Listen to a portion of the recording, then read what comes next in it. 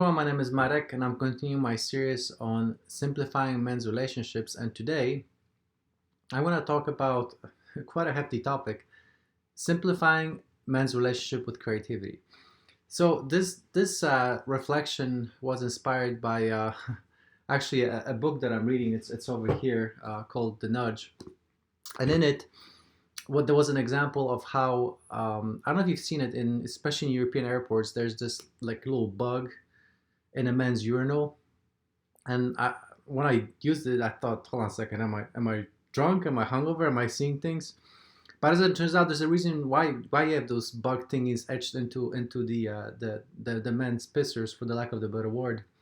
And that is apparently it reduces the spillage of pee on the floor, because when men pee, they aim at that bug, and that helps them not to pee on the floor, because a lot of the times it's not so much that they want to pee on the floor, it's just that they're not thinking, and now they subconsciously have something to look at and aim at, and that helped with the mess quite a bit. Pee on the floor, obviously, to clean that out, it's not a fun activity.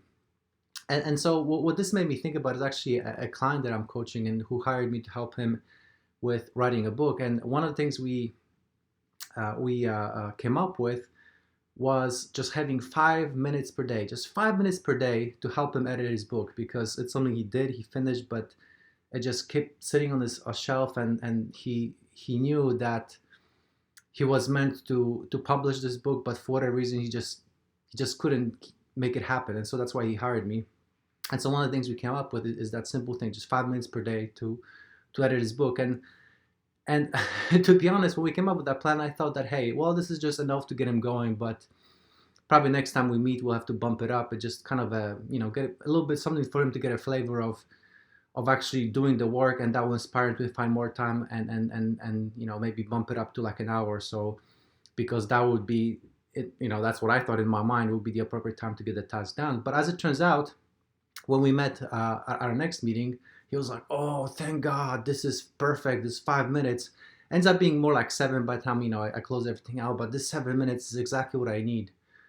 And I thought to myself, "Wow, he can actually do this 7 minutes at a time every single day." And obviously, it's taken him a little bit longer than if he sat down long periods of time. But this pace is just perfect for him. And that really made me wonder, because I'm myself and I'm an aspiring writer, and I wrote quite a bit, and it was similar like my client. They just kind of died, and I just kind of put off to the side. And I have another friend of mine who's Terry Weaver, who actually really finished his book. And the way he did it, he sat down long stretches of time and he banged it out. He banged it out really quick.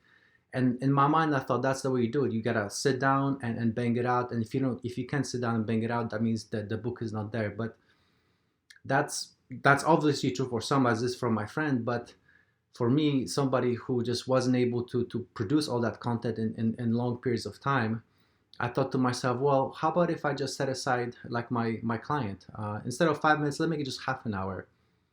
And guess what? Half an hour is just perfect. It's just enough for me to write down and not beat myself about the, hey, there's not enough content, not enough content. And I've been doing this for the last almost a week now. I've been setting aside half an hour, and that revived my passion for the book.